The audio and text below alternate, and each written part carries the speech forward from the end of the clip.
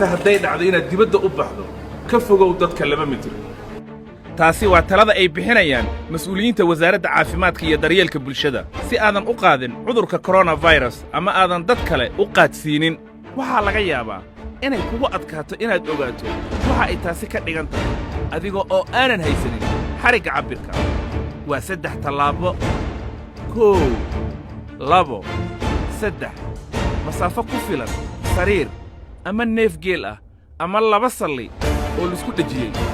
amaba haddii aad haysato xaaqinkan qiyaastii in aadan ku taaban karin qofka kale haddii aad dariiq ku sugan tahay waa kala badhka inta gaari la dhigan karo ma jirto salaan gacanqaad ah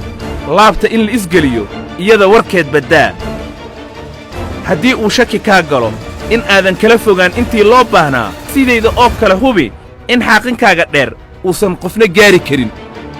xaaqinkan waa tusaale aan u soo qaadannay cabbirka la isu jirsan karo